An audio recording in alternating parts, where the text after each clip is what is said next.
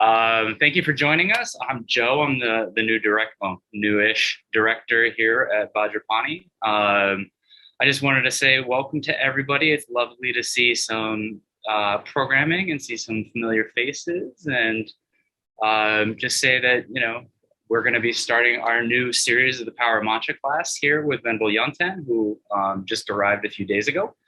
And we look forward to having you here every Tuesday, Thursday, if you can make it. And then hopefully, as we had mentioned on newsletters and stuff like that, there will be accompanying retreats. So if you are in the area or want to come to the Boulder Creek area of California outside of Santa Cruz, we will be having weekend retreats along with this program. So we hope to see you. With that, I'll hand it off.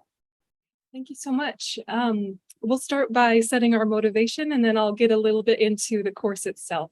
So just take a minute and reconnect. Sangye churon soge chonam lai janchu badu dani kapsu chi dagi chunyangi pe sonam gi rola penche sangye drupa sho sangye churon soge chonam lai janchu badu dani kapsu chi dagi chunyangi pe sonam gi rola penche sangye drupa sho Sangye churon sogi chunam la janchu padu dani kapsu chi dagi chunyan ki pe sonam ki rola pinche sangye drupa sho. And allowing that motivation to reconnect, to become real and personal.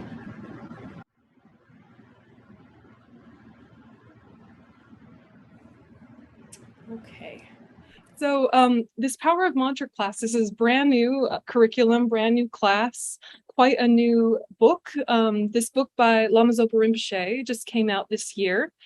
And it's kind of the book that probably all of us really wanted when we were very first Buddhist. And now we've probably, just looking around at the faces, a lot of us have been Buddhist for a very long time, or at least have had an interest for a very long time. And this is kind of like back to basics, but not really basic. So what I'm going to do is I'm going to use the book as a place to start the conversation, but I'm actually going to go into a lot more depth than the book offers, because it looks like there's quite a few older students here, and I think you can cope. And for those of you that are totally new, if you feel at all lost, please ask questions. This is the best forum. It's going to be really relaxed. It's going to be twice a week, so that means there's plenty of spaciousness. So don't feel like you're taking up too much time by asking your questions. So whether you're new or old or anywhere in between, please make it really conversational and make it your own. So just to make sure we're all on the same page, I'm just going to go through some of the very basic points about Tantra, just so that we're all on top of it. And even in this very beginning stage, if you're feeling like actually there's some bits there you've always wanted to ask about, please do, okay? So here we go. This session, we're going to look at the content from the preface in chapter 1. So if you do want to buy this book, either PDF or hard copy or ebook, that's really recommended, but don't feel like you have to. Most of the main things will be share screened, but it's nice to support the process, and all these are available through Wisdom. So we'll be looking at pages 1 to 25 related to this session. And just as a kind of grounding concept, reminding us that Buddhist Tantra, as opposed to other forms of Tantra, is for Mahayana practitioners to accelerate the path to enlightenment for the benefit of all sentient beings. So there are many types of Tantra. There's Hindu Tantra. There's any number of kind of Vedic traditions that connect with tantric things. There's all sorts of New Agey Tantra, kind of divorced from context or drawing on a number of many things. Here, this is Mahayana Buddhism. So the point of Buddhist Tantra is to become enlightened. If you want to practice Tantra for another reason, you're not allowed to practice Buddhist Tantra. And I guess this is the only part of Buddhism that really is for Buddhists. All other forms of Buddhism are very open to anybody to use what you like, put aside what you don't like, pick and choose, cherry pick, never become Buddhist. lots of freedom and spaciousness about all forms of Buddhism except Tantra. Tantra is for Buddhists if you're going to be practicing it. So that's not to say you have to be Buddhist in order to kind of explore some of these introductory concepts, but if you really want to dig into Tantra, Refuge and Mahayana Refuge particularly are prerequisites. Okay, so these practices rely on having an understanding of and a conviction in the three principal aspects of the path. So if you don't understand the three principal aspects of the path and also think they're great, also you can't practice Tantra. Okay, so, it's one of these things where I don't want it to feel like, this is only an exclusive club for like super scholars or something. It's more that if you don't have these things, it's not going to work. And then you'll be disappointed. And then you'll think Tantra doesn't work, or there's something wrong with you. You'll get disillusioned and you'll give it up. Or, you'll just kind of get into some angsty depression thinking, oh, I thought this was a wonderful thing, but now it's not working. What else is there? So without the three principal aspects of the path, Tantra is not going to have the effect that you want. What are the three principal aspects of the path? Shoot me one out of the blue, any order. Renunciation. Renunciation. What's Bodhicitta. Bodhicitta. Next one. Emptiness. Yes. Yay. Okay. Well done, team. I figured that you knew, but it's just kind of sitting with, before I kind of like just tell you, sit with them for a moment in your mind reflectively. What would happen without them? Okay, so start with renunciation, this determination to be free. What would happen to your tantric practice if you didn't have renunciation? Just really sit with it. You don't have to say anything verbally, just really in your own mind, what's the danger of Tantra without renunciation?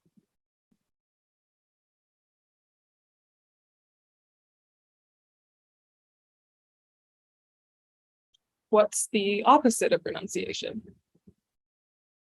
What's the point of renunciation, with or without Tantra?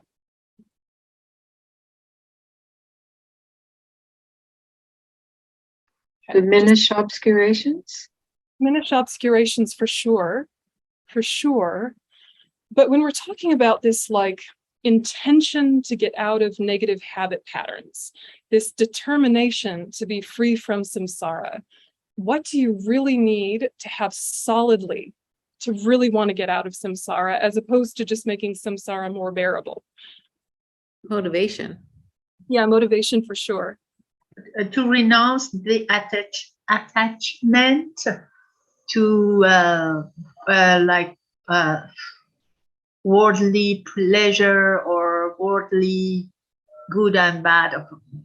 I mean, not good and bad, but something that, like, I give an example, what this will give to me, what it will be for the egoistic mind that we used to have. Yep, attachment Right? being the key word, right? Attachment is the key word. And the thing is that easily to think getting rid of attachment means getting rid of pleasure. That is completely a misunderstanding. I think we all know that. We're students, we've been around. Getting rid of attachment doesn't mean getting rid of pleasure. It means changing your relationship to pleasure. And this fundamental changing your relationship to pleasure has to be something that you can do before you practice Tantra, because with Tantra, you're utilizing more and more tempting things, more and more aggravating things, more and more confusing things. You're changing your relationship to objects. You're changing your relationship to your own mind's habits. So you need just kind of like a workable level. Like in a perfect world, you'd have a realization of renunciation before practicing Tantra. In a perfect world, that almost never happens. But you do need to think, in a general way, my samsaric mind gives too much power to the objects of the senses. It gives too much credit to the objects of the senses in saying, these are what give me happiness or suffering. You need to have broken the spell a little bit of the lies your senses tell you. And so some of this is just like basic adult maturity, not even Buddhism. right? It's just like the basic thing of, when you want to go on a vacation because you're really stressed out and tired, and you think, when I'm going to go on the vacation, then I'll be relaxed. Then I'll be happy. Then my mind will kind of return to its natural state. Then I'll recalibrate. But as an adult, that's only half true. That you'll also, on the holiday, have all sorts of expectations and disappointments, and things will go wrong, and things will be too much of this and not enough of that. And then after the vacation, you'll sort of need to recover from the vacation. Yeah, you're an adult, you've been on holiday, you know what happens. It was fun, it was rejuvenating, but never as much as your attachment mind told you. Or the recovery period is a lot longer than you thought it'd be, or more expensive, etc. Right? Have you ever seen a home improvement show? And at the beginning, they've got their wonderful plan, and they think, okay, it's going to take a year and it's going to cost $100,000. And then it takes 3 years and costs $1 million. And they're surprised every time. Every time it takes twice as long and costs 3 times as much, however, right? So as an adult, we know that the story is going to not be a fairy tale, but the attachment mind still kind of holds out hope that it might be. So renunciation is really taking the power back from the story. And if you can't do that at all, then you just work on your renunciation more before you tiptoe into Tantra. It doesn't mean there's any failing. It just means that needs to be the priority of your practice. So your relationship to the objects of the senses, not the pleasure, etc., that they can be the catalyst for. Does that make sense?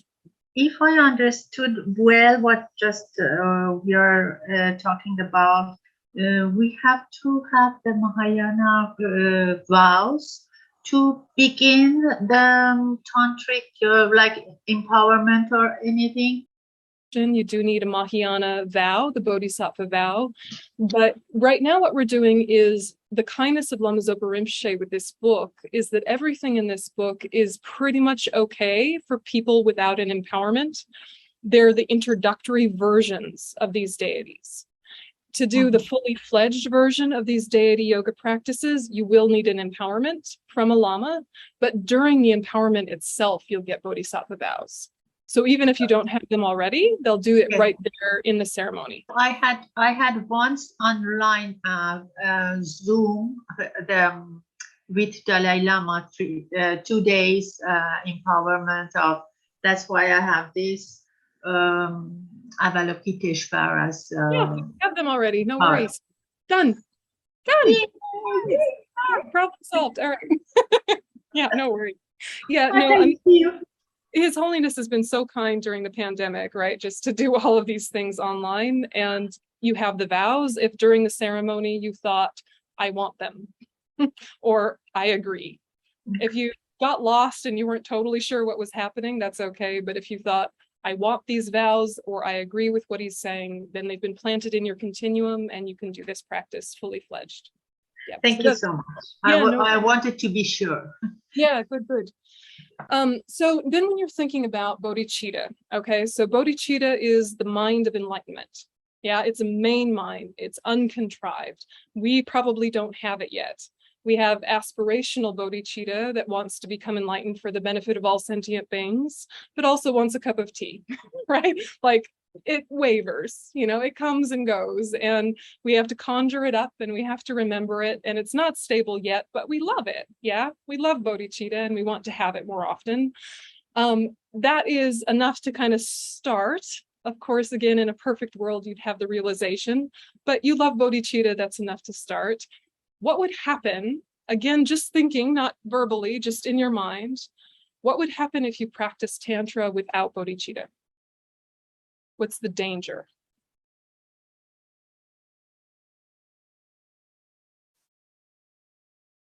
If you think, I'm doing this practice for myself, I'm not doing it in order to become enlightened, I'm not doing it in order to benefit sentient beings, I'm doing it because I want something interesting and fun to give myself life, entertainment, some sort of connection, or I want to play with my chakras, or visualizations are pretty, or etc. But bodhicitta, meh. What's the danger in approaching these practices from that space? Okay, so does anyone feel comfortable to share? You're coming from the world of attachment? You're still in the world of attachment? For sure. Yeah, for sure. Yeah. Yep. Yeah. Other dangers practicing without bodhicitta. Arrogance. Arrogance. Yeah. Yeah. Definitely. Yep. And all the stuff that goes with arrogance, like self-centeredness. And sadly, you do see this with some tantric practitioners, that they get so hung up on their practice that they'll say things like, sorry, I can't do the Gompa clean. I have to do my prayers. You know, like, I am a special fancy practitioner. You dregs of society clean the path. Yeah, like it becomes a little bit of like a haughty, kind of arrogant, self-centered kind of weirdness can happen when you feel like, I am now a tantric practitioner. I don't have to do these lowly things. You see it happen, unfortunately, and it could happen to any of us. So it's kind of worth noting that Tantra really isn't Tantra unless you have three principal aspects of the path. And if you're ignoring the welfare of sentient beings right in front of you, how good could your bodhicitta really be? Yeah, the ones suffering right in your face. Yeah, Christine, go ahead. It seems like, Tantra works with desire, and desire is a slippery slope. And I would think if you're confused about any of these, that could create some very heavy karma. Exactly. Part of the danger. Yeah, exactly.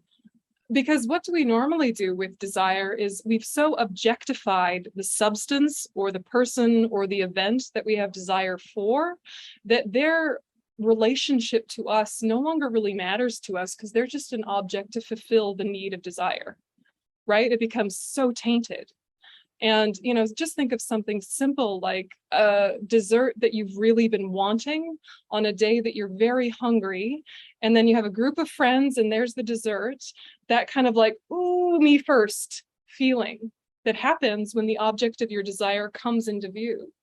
Before the dessert came, your friends were the objects of your attachment. Hopefully they were objects of love more often, but sometimes objects of attachment, because that's how we are as humans. And you wanted positive feedback from your friends, connection from your friends. On a good day, you had love, compassion, attentiveness towards your friends. The dessert comes, all bets are off. To hell with your friends, me first. Right? So without bodhicitta, the more pleasure you're able to transform and utilize becomes more and more dangerous, because that's how our minds work. As soon as we're a little tempted, as soon as we're objectifying something, we get very tunnel vision and we don't notice the impact we have on other people. So working with complicated energies, complicated dynamics makes it very easy for you to become self-centered. Yeah. So easy to become self-centered. So our bodhicitta needs to be very strong. Otherwise, we just kind of get lost in the exoticness of our new fun game. Yeah. And then without the wisdom realizing emptiness, what happens? Just sitting with that, okay? If you don't remember that everything is empty of inherent existence because it dependently arises, what's your relationship to Tantra going to be? Sort of thinking intuitively or from your past study. How will you treat tantric practice, yourself as a practitioner, the deity, the guru? What's the danger there if you're grasping at inherent existence?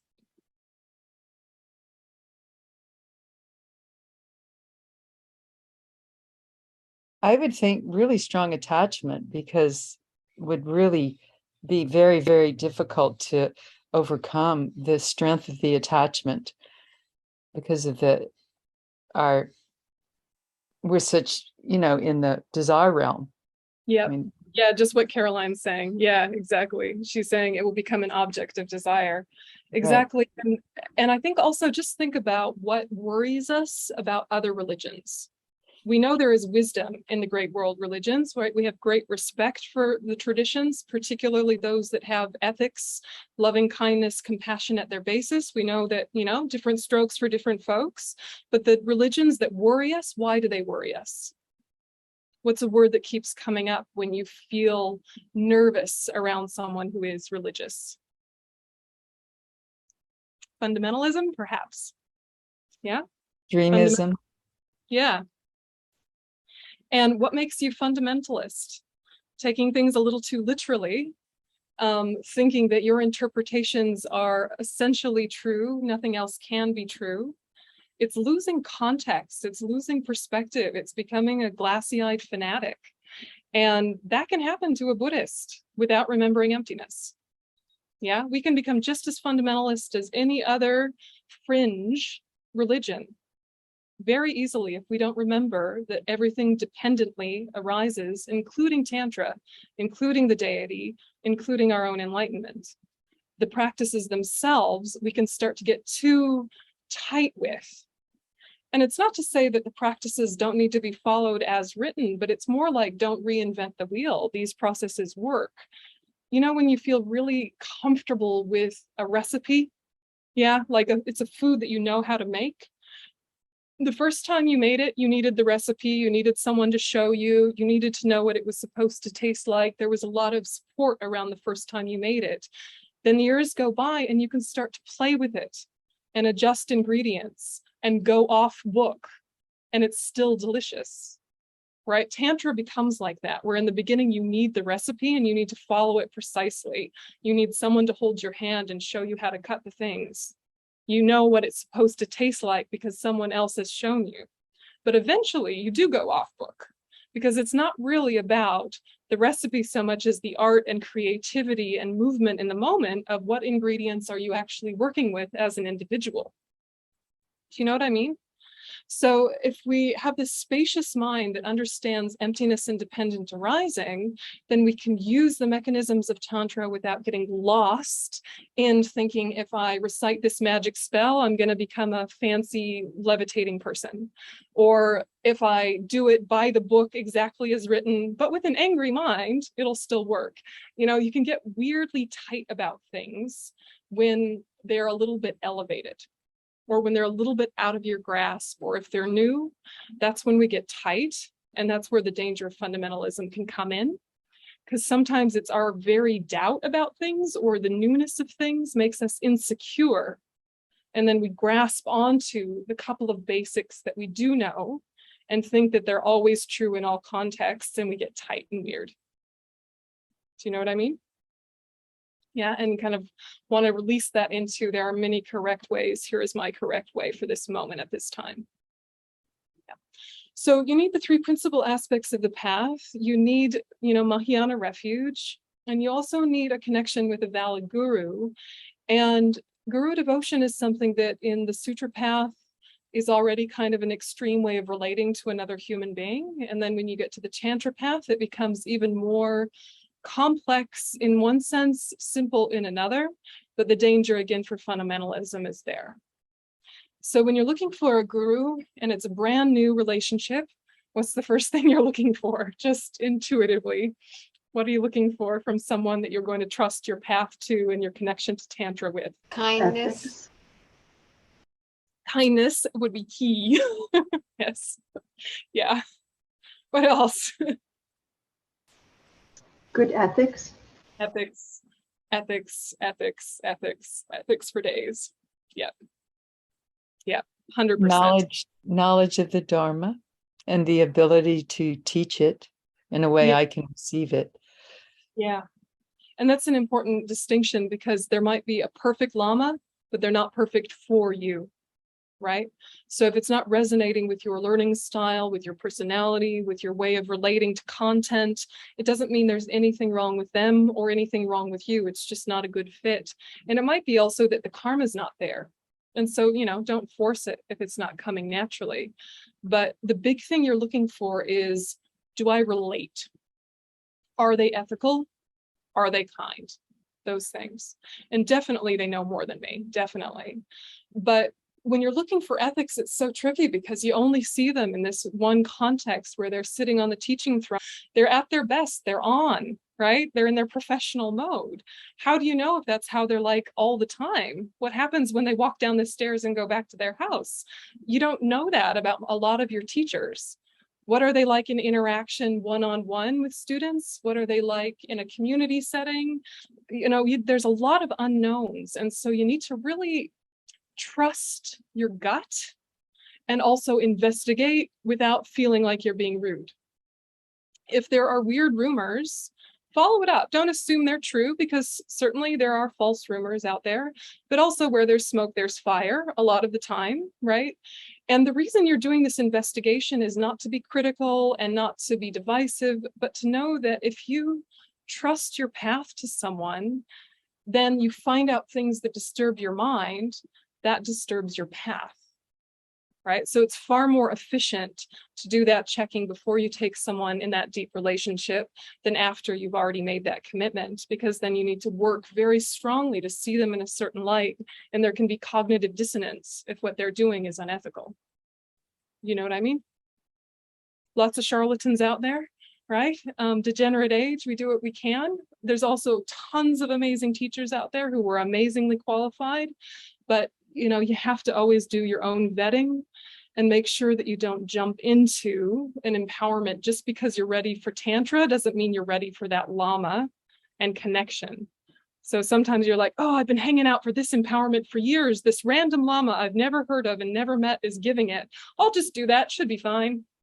And like probably it has been several times, you know, those of us that have been around the Dharma a long time probably stumbled into any number of empowerments and it worked out okay in the end. But sometimes it doesn't. And we don't want to bank on it being okay. We need to do our checking. Make sure you hear Lamrim teachings from them, hear Bodhicitta teachings from them, have questions, at least in class, that you can engage with them. And just really see, can you trust them with your practice? Now, the thing is that that's so important for us in the beginning when we're getting used to relating to what's called guru yoga. But over time, the guru starts to be a subtler and subtler phenomena, less and less related to the flesh and blood human who gave you the empowerment. So in the beginning, that flesh and blood person was essential. In the beginning, you could not have done without them. But really what they were doing was waking up your own ability to hear and integrate wisdom. Yeah, they were waking up your own ability to hear and integrate wisdom, which is different than them like bestowing something upon you. It's like they were linking you to something. They're a gateway to something. So in the beginning, that relationship on your cushion relating to that flesh and blood person who gave you the empowerment is very important. But as time goes by, you become more and more integrated and merged with that essential wisdom communication. And it's less about the person. And then if they die, it's not the end of the world. Maybe it's a little bit like if you were brought up Christian, right? A lot of us were brought up Christian. When you're a little kid, you kind of relate to God as like this paternal figure, right? Who like is watching over you, maybe slightly like Santa Claus, like he sees you when you're sleeping, he knows when you're awake, you know, there's a Santa Claus vibe with God, right? And you talk to him maybe in your head and you hope that you're not being too naughty, but you think that he's probably loving, and it's very personified and parental. And then you get a little bit older and you start having your conversations about religion and spirituality with your friends or your family or whatever. And you think, oh, maybe God is creation or something abstract. Maybe God is love, right? And you kind of change the way you relate to the divine just by virtue of getting older. Yeah, did some of you go through that, like maybe in your Christian years or your Jewish years? Yeah, your relationship to what God meant evolved. Similarly, the guru. And so to allow that evolution and not kind of get stuck in, oh, my guru scratched his nose while he was talking to me. What does it mean? And you do like mental gymnastics about what does it mean? You know, and you're like, oh, maybe my nose primary consciousness is really easily attracted to smell and I really need to work on it. And he was subtly telling me that, you know, and you just make yourself insane. This can happen, yeah? There's an argument for viewing things in that way if you have a happy, relaxed, spacious mind around it. But sometimes we can get really literal in a way that is actually counterproductive. So anyway, fun facts about the guru, but still we're talking in this class about ways to practice before you have a tantric guru. So don't worry, it's just a buyer beware kind of thing. Yeah, go ahead.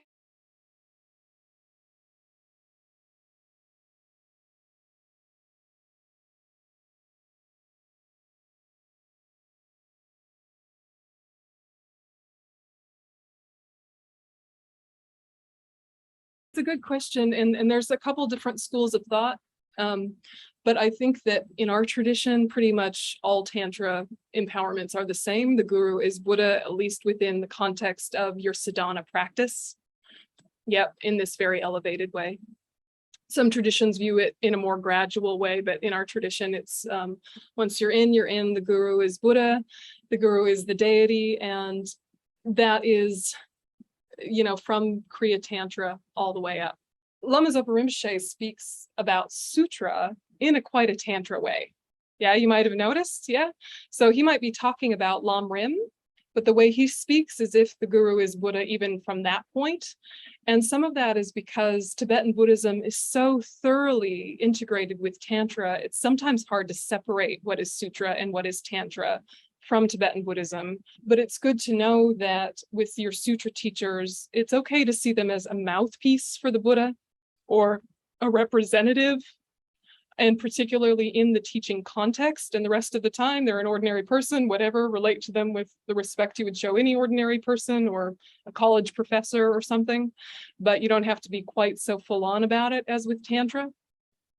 Yeah. And, you know, in the Zen tradition, I started out in the Zen tradition when I was a kid. They had a very nice way of looking at the world, which is see everyone as your teacher, right? Just see everyone as your teacher. Never mind empowerments, never mind Tantra. Just live in the world as if everyone was teaching you something. And it's a nice way to live, right? It's very empowering. But it's very easy for us to get into that kind of funny, passive way of viewing practice, where we feel like the great beyond is sending us messages and trying to tell us something and giving us, I don't know, a journey to follow in some sort of destiny, fate, weirdness way, when it's really like anything can be a teaching if you decide to make it so. Who decides to make it so? You, right?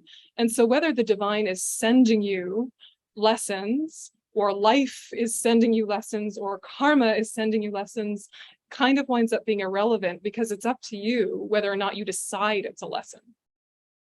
Do you know what I'm saying? And it's a more empowered way of thinking about the world, to be making those choices proactively. How can I see happiness, suffering, boredom, everything through a transformative lens that's going to lead me towards enlightenment? Because I can't really know where all the content came from. Karma is more hidden than emptiness. Yeah. Any questions so far? Did I lose anybody? Can we have Dalai Lama like our Lama, and then saying to ourselves like everybody who is with him is, I can learn something from them, but my Lama is Dalai Lama. Is it possible, even if we didn't have like, he didn't accept us like personally? Well, His Holiness is sort of a separate case, right? Because he's so pervasive. Yeah, like he'll give the Kala Chakra empowerment to thousands of people at once. He does things online. Like he's an expansive, powerful being, sort of a special case. So you don't have to have like gone up to him and be like, Your Holiness, please, can you be my teacher? He's like, yes. Yes. Everybody, yes. If you want, I am. You know, so it's fine to think of His Holiness as your primary teacher or your root guru, and to have a number of other teachers that you see more in a mentorship role or more in a college professor role, or, you know, nurses, not doctors, or whatever, however you want to see it is fine. But if you've taken them, you've taken empowerment from them, you do need to elevate. Oh yeah, right? I see what is primary, right? But you can have many root gurus, right? And you can say that the one I relate to the most is like His Holiness. But if you empowerment, you do need to elevate your way of viewing them accordingly. Yes. Okay, I understand. Thank you. So we need to have understanding of and conviction in. Yes, both. So renunciation, the determination to be free from samsara, bodhicitta, the mind of enlightenment, and the correct view, the wisdom realizing emptiness. So without having understanding of and conviction in the three principal aspects of the path, Tantra doesn't work, or becomes dangerous, or both. So without renunciation, Tantra potentially becomes a further cause for samsara, right? The very thing that's supposed to help us get out of samsara actually reinforces it. Without bodhicitta, Tantra potentially reinforces self-cherishing. The very thing bodhicitta is trying to overcome, if you misuse Tantra and don't have bodhicitta with it, you can reinforce self-cherishing. And without the correct view, Tantra potentially reinforces self-grasping. So the self-grasping ignorance, that's the root of samsara, right? The reifying view of the perishing aggregates, or viewing the self in your own mental continuum, holding it to exist inherently, that ignorance is undermined by Tantra, but only if you do it right. Yeah, otherwise Tantra just becomes another problematic way of seeing the world. So what you're wanting to do is constantly in these sadhanas are the tantric practice manuals, you're forever, quote, dissolving things into emptiness.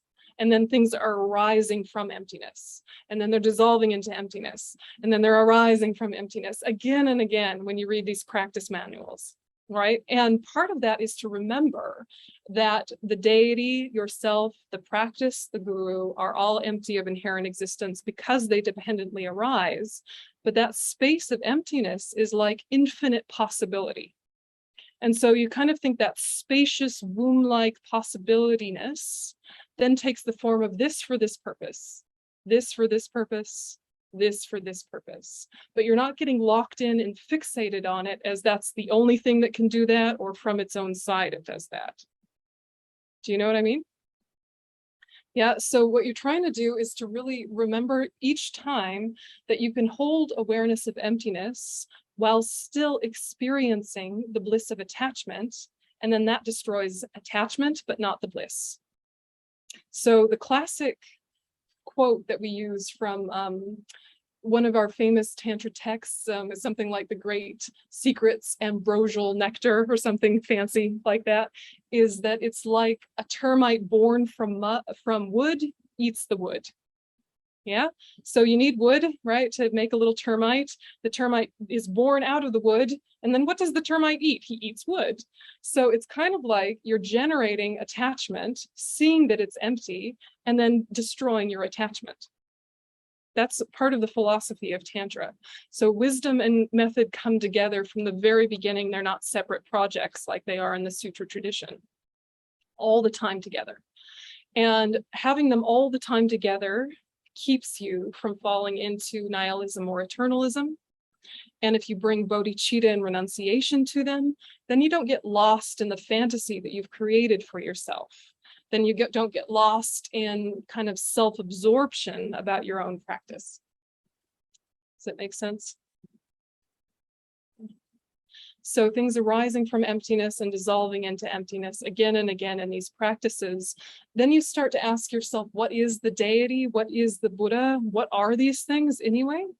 And it becomes a really interesting discussion, because in Tibetan Buddhism, if you talk about something like Tara, for example, Buddha Tara, there's the historical figure, there's the folk story, there's the multiple emanations, and then there's the archetypal energy. Who is Tara? Does it matter? What are we relating to? It becomes a multi-layered thing. So if you're talking to a small child, you might talk about the folk story of Tara, or the historical figure who was, quote, the first Tara. If you're talking to a teenager who's ambivalent about religion, you might talk about the archetypal energy of protection and action that is kind of intrinsic to feminine energy. If you're talking to an adult, you might say it's all of these things combined, latent in you, manifest in those who have practiced. And a practitioner can manifest as Tara. Any Buddha can manifest as Tara when that energy is needed. He will take this shape, this form with this mantra, but that's not the point. It's just the method of it. You know, so we're kind of like flexible to play with these things without getting too literal, but not so flexible that we sort of mix all sorts of disparate points and like make our own Tantra, because that would be inefficient. So, you know, you're using these forms, but not getting lost in these forms. the forms being the siddhanas, the practice manuals. So in this book, the ones we're going to cover, we've got Shakyamuni Buddha, and we've got Chenrezig Avalokiteshvara, Manjushri Jamyang, Tara Drolma, and Medicine Buddha, I should have put the Tibetan, Sangye Menla, and Vajrasattva, and the 35 Buddhas of Confession.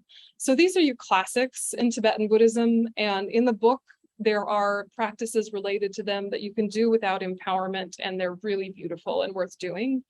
If you already have these empowerments, there is an elevated version of all of these you can find on the FPMT shop. So, deity. This is an emanation of the enlightened mind used as the object of meditation and tantric practices. So you'll sometimes hear deities referred to as yidams. The reason I mention it is that sometimes if you're really used to Lam Rim and you see deity, you're going to think about the worldly deities of the god and demigod realms, and that's not what we're talking about.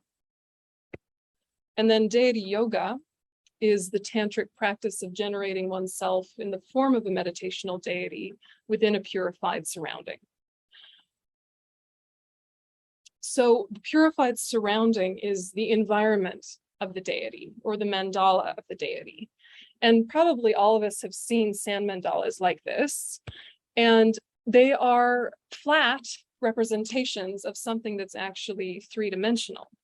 So this is Chenrezig's, and theoretically you wouldn't see the mandala until you have the empowerment, but this particular one is so widely seen as a blessing for the mind, it's a little bit more out there, this Chenrezig mandala.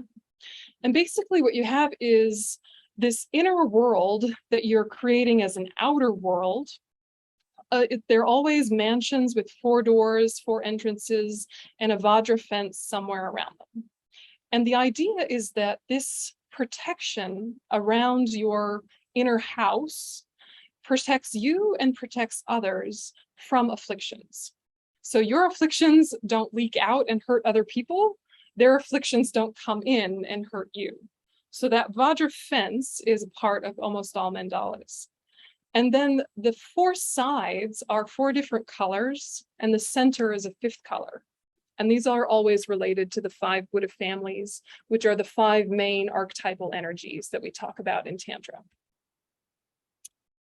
So all Tantra is going to have these 4 complete purities. The purity of environment is the mandala. The purity of the body is the body or deity of the Buddha. Purity of resources are the offerings made and received within the sadhana. And the purity of activities is sending and gathering light rays. And all of this is engaging in a path with similar features to the result of Buddhahood, especially the form body. Has great significance and power. It's indispensable. So in order to achieve the resultant state, the union of the 2 enlightened bodies, it's essential to engage in a path characterized by the union of method and wisdom. This fact is accepted by all Mahayana schools. So you see the mandala, you remember it's empty. You see the body of the deity, you remember it's empty. You give offerings, you receive offerings. You remember that they're empty, and you send out activities like purifying environments, blessing sentient beings, making offerings to the Buddhas and Bodhisattvas, and then gathering that in the form of life back to yourself, remembering that it's empty. So these components are in every single practice manual, but they're not necessarily signposted. It's not necessarily a nice big heading that says, now you're creating the cause for a pure environment. Now you're creating the cause for a pure body. It doesn't necessarily say that, but it's woven in to all practice manuals. And this is the big thing in Tantra where you hear this expression, taking the result as the path. And taking the result as the path is something that a very stable mind can do. But if you don't have a very stable mind, you can start to get a little bit weird in your thinking. Yeah, you can think, I'm already enlightened, the environment's already perfect, everything's already fine. And then someone in your house falls down the stairs and you're like, no, it's fine. It's the manifestation of the Buddhas, and the sound of them thumping down the stairs is the sound of mantra and everything's fine, right? That would be a mistake. But you could go too far with this thinking of taking the result as the path and get funny about it. So you're staying grounded in the fact that in the relative world, there is suffering. Ultimately, agent, action, objects are all empty of inherent existence. And what suffering is to one person is not necessarily what it is to another, and how things are framed are spacious and can be creatively looked at, et cetera, et cetera. You can really play with what is reality, but ethics are essential. And the basis of ethics is understanding relative truth. Relative truth's deceptive, but it's what we're looking at. The deception comes from us, our lack of understanding reality.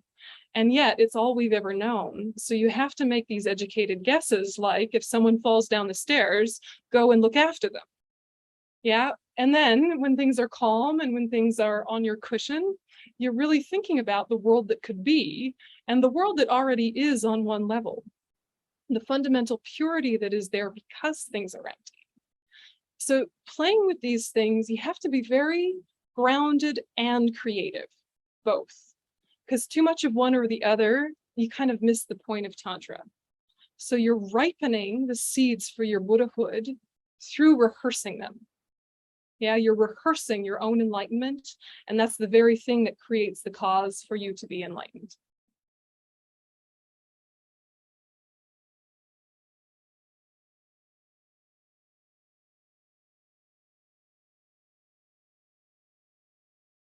Yeah, no, what that is kind of set up for the four purities, which is also helping to create the purity of the environment. So it's related to the purity of the environment. But what Tuje is talking about is self-generation through the 6 deities related to Kriya Tantra, lowest Tantra. And you see these steps most frequently in the Chenrezig Sadhana or the Nungne Sadhana. So you start with a brief meditation on emptiness, right? Myself, the deity, and all phenomena are of in essence one taste in emptiness. Meditate on that, 30 seconds, 5 minutes, 5 hours, whatever, empty. Then from emptiness comes the sound of the mantra resounding in space. That's what you're talking about, yeah? So from emptiness comes sound, yeah? And then from sound comes letters. From letters and sound merge. Then they land on your mind as the mandala, and all these steps arise, and you eventually wind up being the deity with the mandala. So these are the stages of self-generation in Kriya Tantra, and it's creating the cause for the purified environment to have things like purified sound. Yeah, it's a very beautiful part in the Chenrezig Sadhana. If you ever want to have a look at it, those of you with the empowerment, it's a really beautiful part. So I've done some tantric empowerments, and I made a commitment to do them every day. And so, and I do, but it's hard.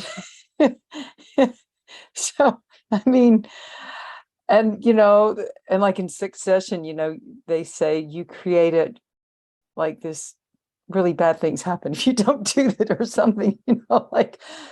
And I'm kind of manic about it, and I'm just like looking at my mind and I'm going, well, what's a healthy way to, like if my kids are here, I'll stay up till 2 a.m. because we went out and I didn't have time, and I'm like, is it okay if I miss it? Or like, I'm kind of scared and I don't know, what's a healthy attitude? I'm a lay person. I live alone, so I have that privilege of doing with my time what I want. But I think my attitude, I need to understand what is a healthy attitude. Yeah, I mean, because that sort of like Zeus is going to send down thunderbolts sort of vibe is not what we want to bring in Tantra practice. Right. And yet so incredibly precious. We don't want to take it for granted or treat it lightly. And that balance is really hard to strike, right? Yeah, but in my mind. Yeah. What you want to do is to rather than tell yourself how you're bad and what you shouldn't do. That is counterproductive. Let's not do that. Think about what's the benefit so that you feel lifted and inspired. So what are things you already know about the power of promises? And the power of promises is so much about how things have more depth over time. Like if you exercise once, you're kind of tired that day, maybe a little sparky the next day, and then you never exercise again. What was it all for? right? But if you do a little bit of exercise regularly over time, you get stronger, yes? So what you're wanting to do is to really think about continuity. Yeah, the power of promises over time builds depth. And if you want depth, you need continuity. If you want your promises to have more power, you have to keep them. And we're human and life happens, and you sometimes lose the will or the momentum or the inspiration, or there's a tragedy or a celebration and you get distracted. And part of the thing about Buddhism is that all vows are there with the thought that you'll probably break them, right? The point is that if you could keep them perfectly, you wouldn't need them. You would already be a Buddha, which is why there are things like self-empowerment.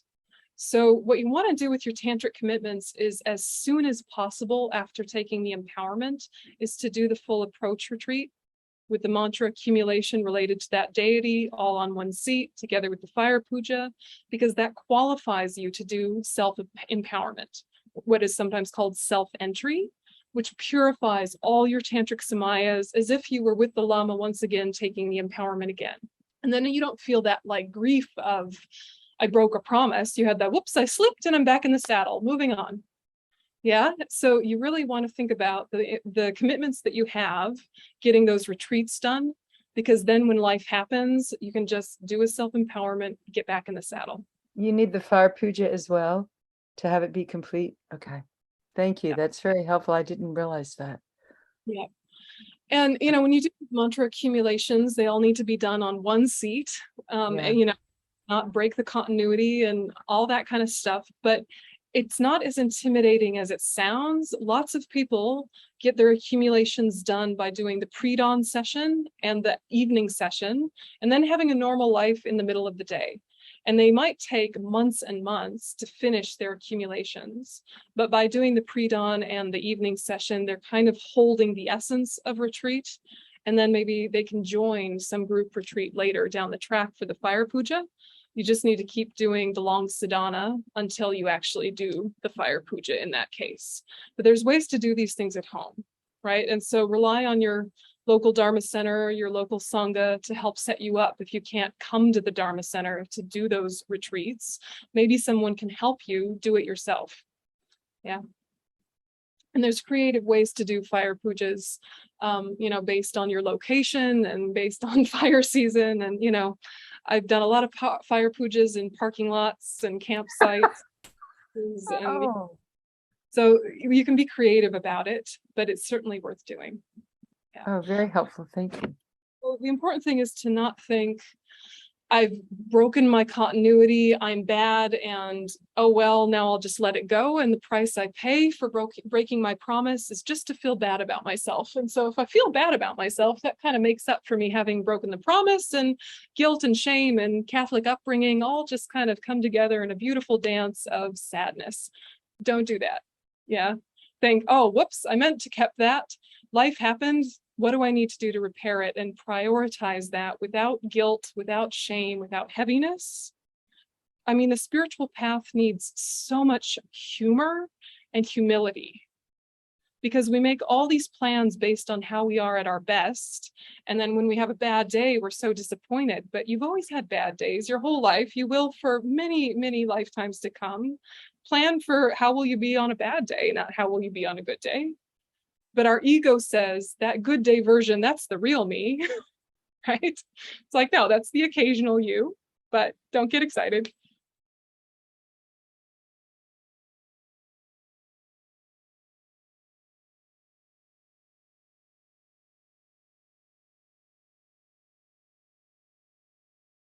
With Kriya Tantra, they're very rarely as a commitment, right? Or sometimes the commitment is just to do the mantra a few times a day, right?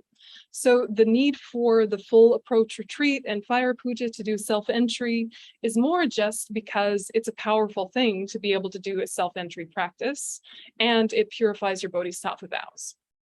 So no doubt we're breaking our bodhisattva vows all the time. Some of us haven't even read the bodhisattva vows, but we have them because we took them during our Kriya Tantra empowerment, like Avalokiteshvara. So If you do a Kriya Tantra approach retreat and you do the self-empowerment, you can purify your bodhisattva vows, and that is a wonderful thing to do. It's not the only way to purify bodhisattva vows. There's lots of other ways you can do it, but these full approach retreats, the benefit is more than just being able to do self-entry. It's an amazing purification tool for so many levels of things, but there's less pressure, I guess, to do so if you're just a Kriya Tantra practitioner, because your commitments are not this daily thing that you've, maybe stuffed up on a day or two or something.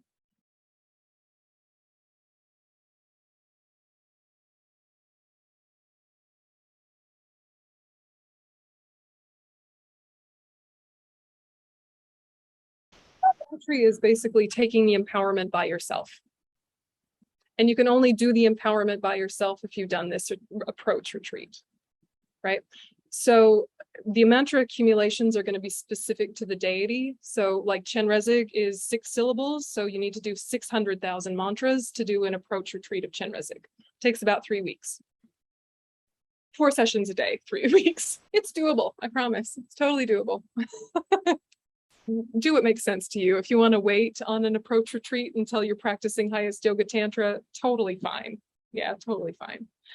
It's important to realize that these numerical retreats where you have 100,000 or 600,000 or however many gazillion mantras you do on one seat, the point isn't just like, I guess, to get the job done and never think of it again, or just for the self-entry, that the practice itself is hugely transformative to do in such an intensive way.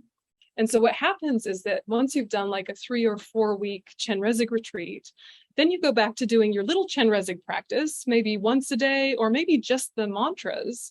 It has more oomph, right? You have more connection.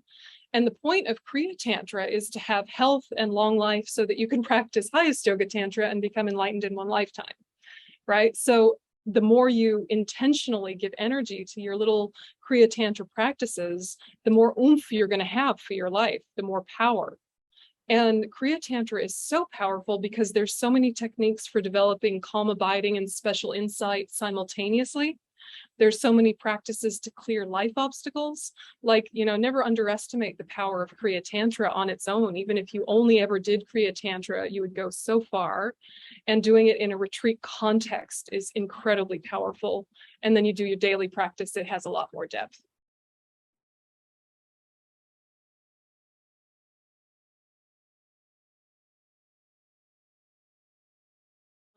In the interim, how we say the 3 jewels of refuge, Buddha, Dharma, and Sangha, are like the doctor, the medicine, and the nurses. You know how in a regular hospital, the nurses wind up doing most of the work? You do need the doctor for the prescription and the accuracy and the depth of knowledge. But in terms of your daily practice and your retreat practice, workshopping stuff with your Sangha can be hugely beneficial for just like getting tidied up and getting organized and figuring out what to do. Yeah. And just kind of like what resources exist. You have to be a little proactive and you have to ask for the help that you want and keep asking and sort of find a home center or a couple home centers, even if they're just online, and use them. It can't be a passive thing. It's only the really huge Dharma centers that have continuous programs where you just kind of plug in and wind up learning all the things. Most places you have to say, I would like more teachings on Chenrezig, and then see if they'll put it on the program, because sometimes they're looking for requests.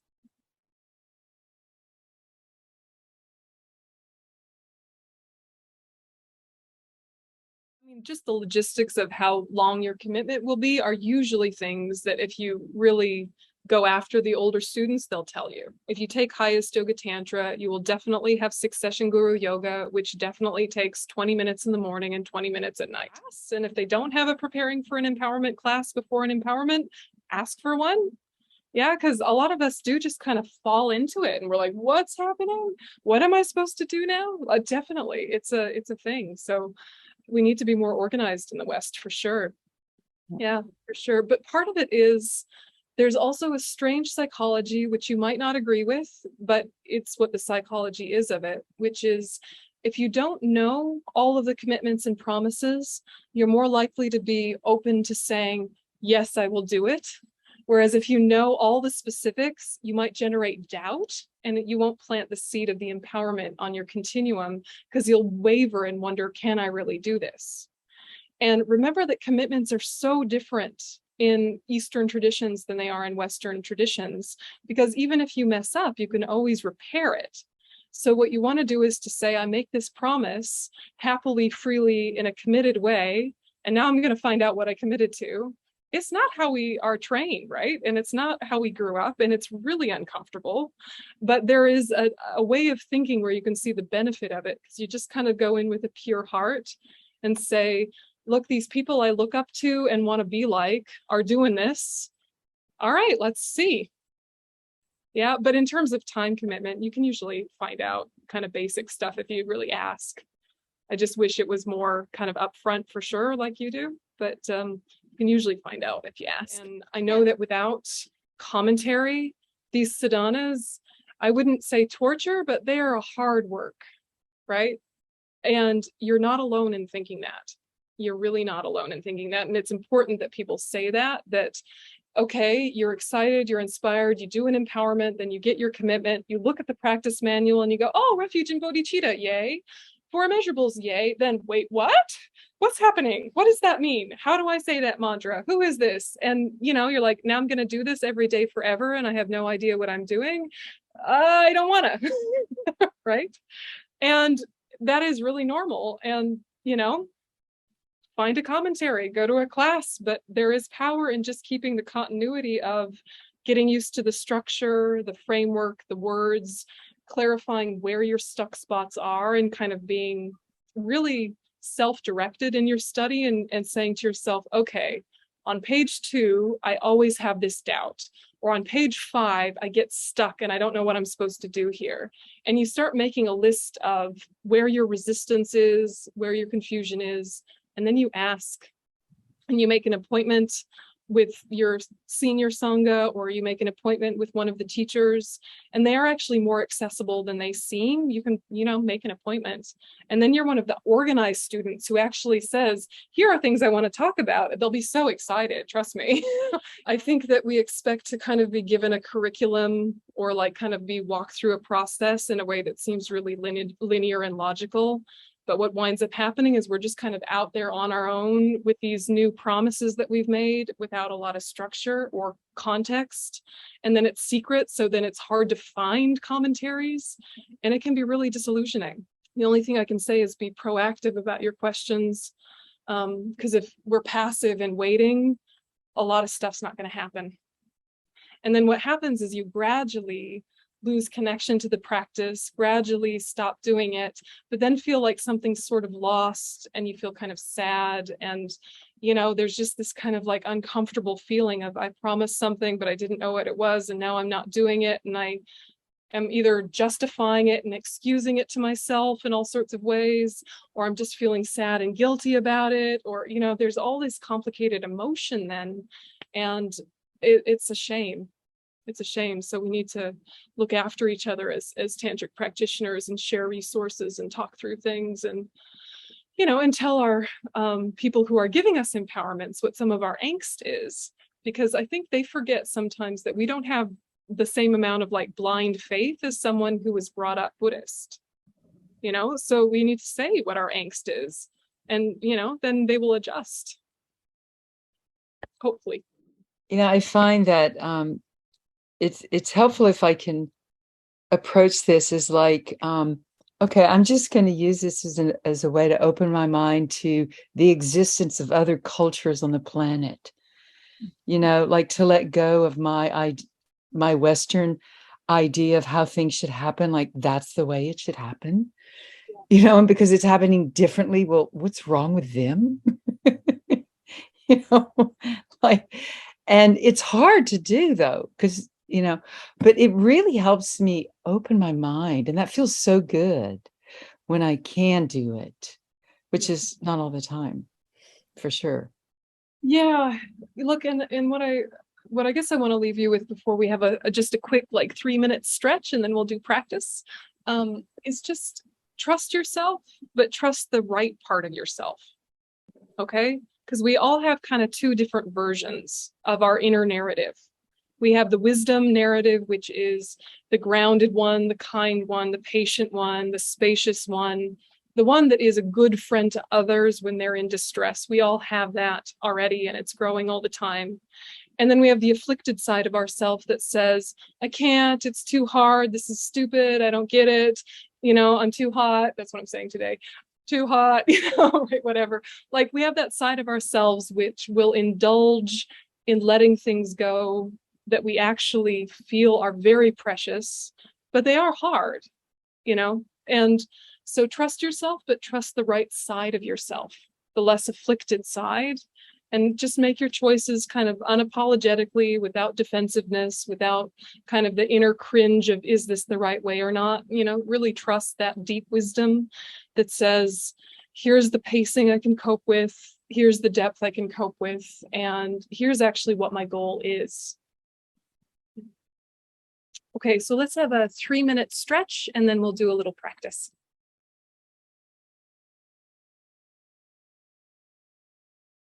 Okay, so we're going to do the Shakyamuni Buddha practice, which I'm guessing we've all done at some point or seen or heard about, and it's probably not anybody's daily practice, but kind of one that comes up if you do like a Kopan course or a Lam Rim retreat or one of those.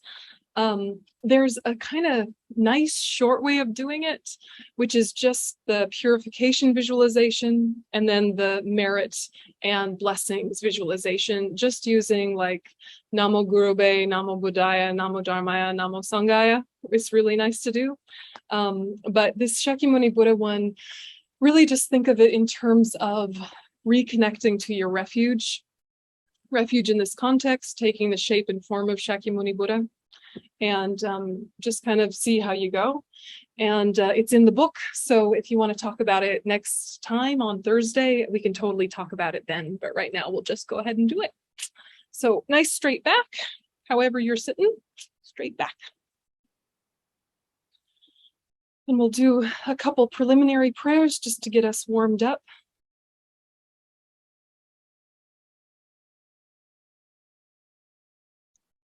I go for refuge until I'm enlightened to the Buddha, the Dharma, and the Supreme Assembly. By my merit of giving and other perfections, may I become a Buddha to benefit all sentient beings. I go for refuge until I'm enlightened to the Buddha, the Dharma, and the Supreme Assembly. By my merit of giving and other perfections, may I become a Buddha to benefit all sentient beings. I go for refuge until I'm enlightened to the Buddha, the Dharma, and the Supreme Assembly. By my merit of giving and other perfections, may I become a Buddha to benefit all sentient beings. May all sentient beings have happiness and the causes of happiness. May all sentient beings be free from suffering and the causes of suffering. May all sentient beings be inseparable from the happiness that is free from suffering. May all sentient beings abide in equanimity, free from attachment for friends and hatred for enemies. Very brief Tonglen meditation. On the in-breath, compassion. On the out-breath, loving kindness. Imbuing both with joy and equanimity.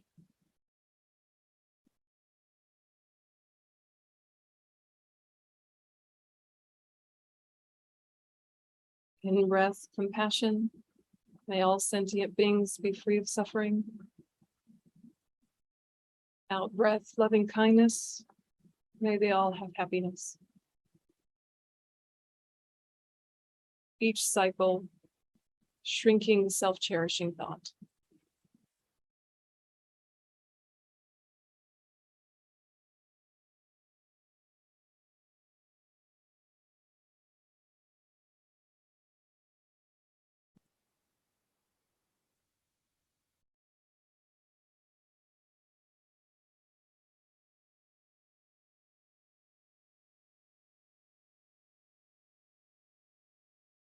Seven-limb prayer. Reverently, I prostrate with my body, speech, and mind. I present clouds of every type of offering, actual and imagined. I declare all my negative actions accumulated since beginningless time, and rejoice in the merit of all holy and ordinary beings. Please remain until the end of cyclic existence and turn the wheel of Dharma for living beings. I dedicate my own merits and those of all others to the great enlightenment.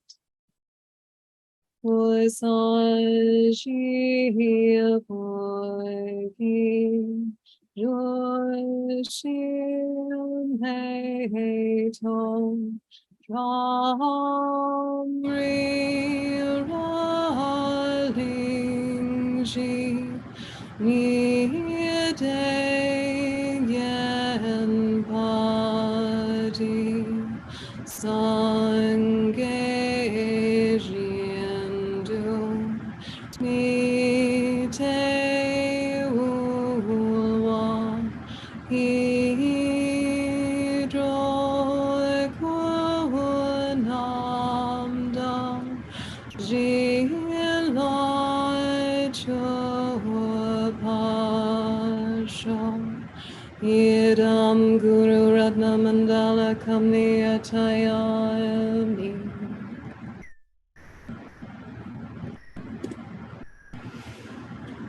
And so take a moment and visualize Shakyamuni Buddha in the space in front, seated on a lion throne, lotus, sun and moon. One hand in the earth touching mudra, the other in his lap holding an alms bowl full of nectar, wearing the saffron robes of a monk, the cloth hovering above his skin, not touching. He's seated in the Vajra posture and is looking directly at you, simultaneously holding in his gaze all sentient beings.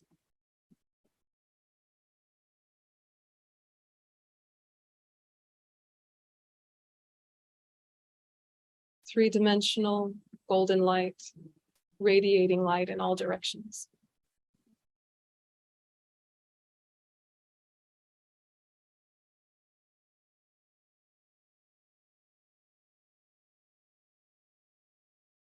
And whether the image is clear and detailed or general, simple light, the most important thing is to feel the Buddha is here, present with you,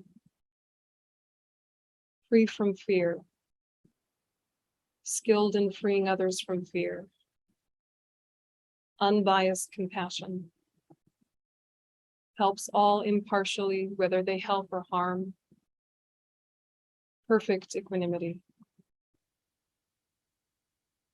perfect compassion, wisdom, and ability. One in nature with all of your teachers.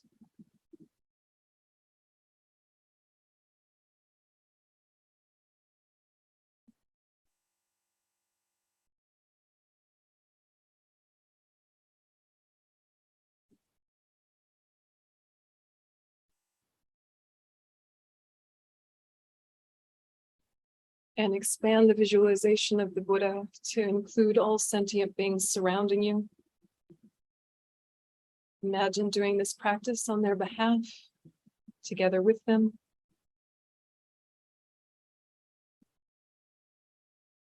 And think, I've received this perfect human rebirth and have met both the infallible teachings and the infallible teachers who can lead me on the path to enlightenment, releasing me from all suffering and allowing me to attain ultimate happiness.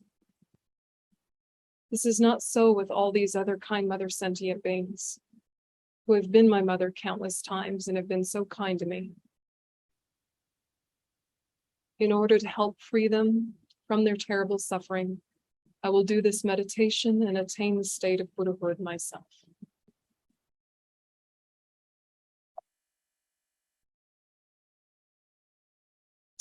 And request from your heart, please purify me and all sentient beings from the delusions, obscurations, sicknesses, and afflictions caused by external harmful spirits, and of course, all related to negative karma.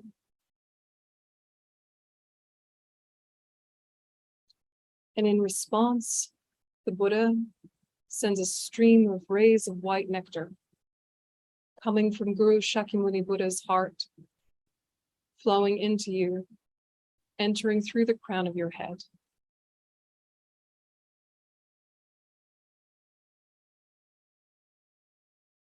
Stabilizing the visualization of radiant white, purifying light.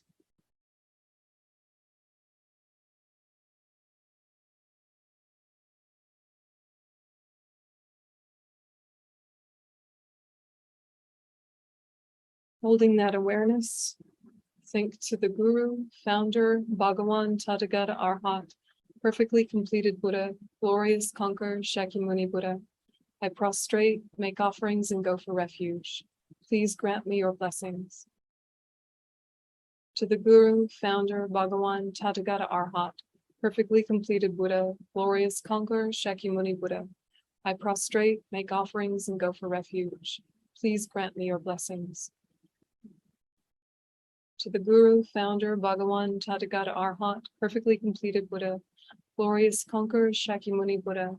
I prostrate, make offerings, and go for refuge. Please grant me your blessings.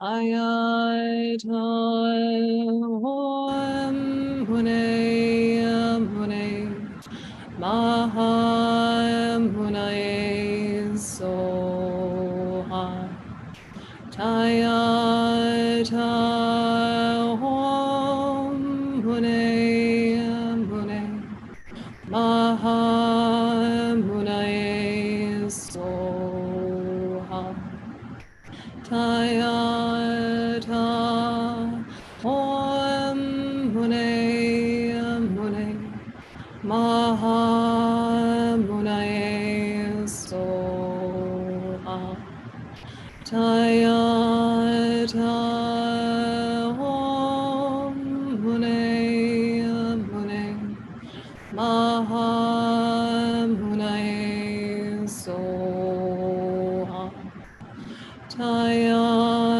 ta om mune mune maha munae soha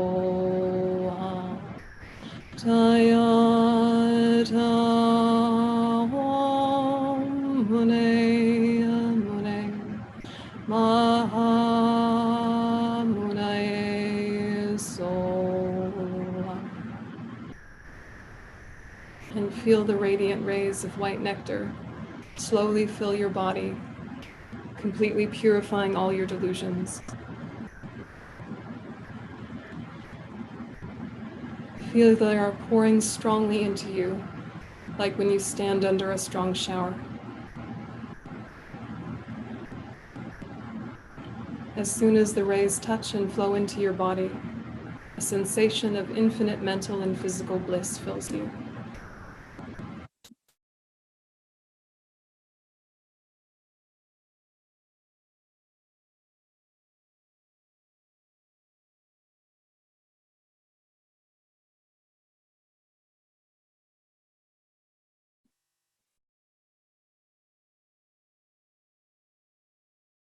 Feel your body is completely full of radiant white light.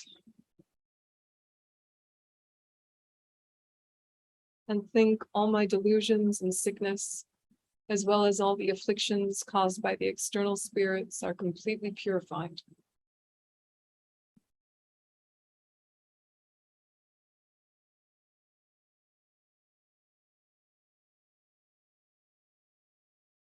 And then shift the visualization and visualize a stream of rays of golden nectar coming from Guru Shakyamuni Buddha's heart, flowing into you, entering through the crown of your head. This light is the essence of the Buddha's holy body, holy speech, and holy mind.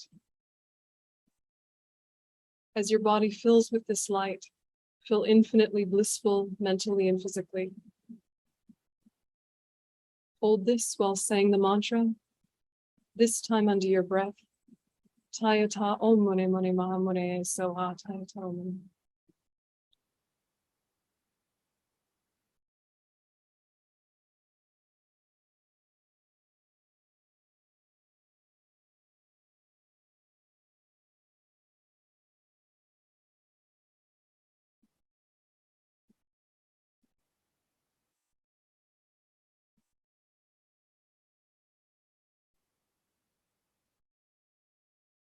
Tayata Om Mani Mani Ma Mani Soha.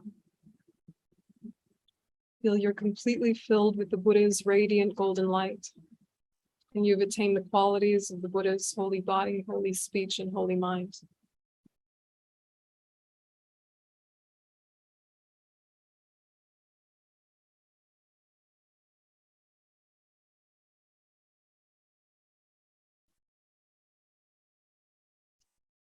Then the snow lions dissolve into the throne.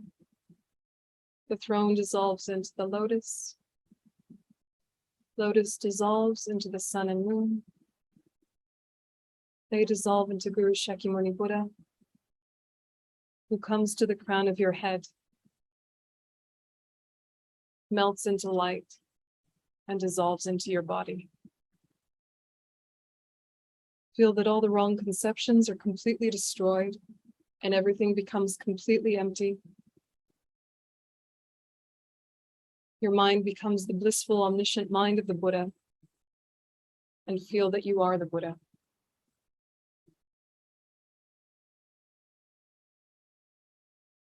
Light beams radiate from your holy body. At the tip of each light beam is a tiny Shakyamuni Buddha. All these Shakyamuni Buddhas enter and absorb into each and every sentient being. Purify all their suffering and its causes, delusion and negative karma.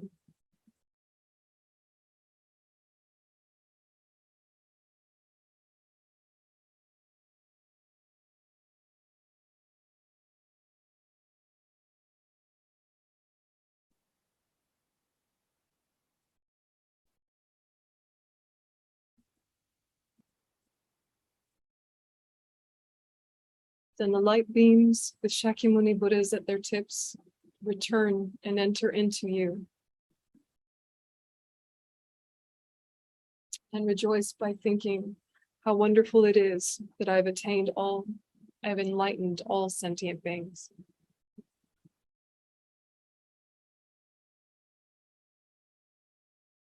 And then finish by making the dedication. By the merits of having done this meditation practice, may I attain the enlightened state of Guru Shakyamuni Buddha and lead all other sentient beings to that enlightened state. Yewadiyan Yurudang Hama Sange Brugyone Broa Chinkamalupa De Salagupa Sho Janchu Sencho Rinpoche Ma Ke Panam Ke Gyuchi Ke Panyam Pa Me Pai Gone Gondu Pelwa Sho. May all of our teachers show the aspect of long and healthy life. May we practice exactly according to the Mahayana advice they give. Remembering the emptiness of the agent, the action, the object, all lack inherent existence because they dependently arise.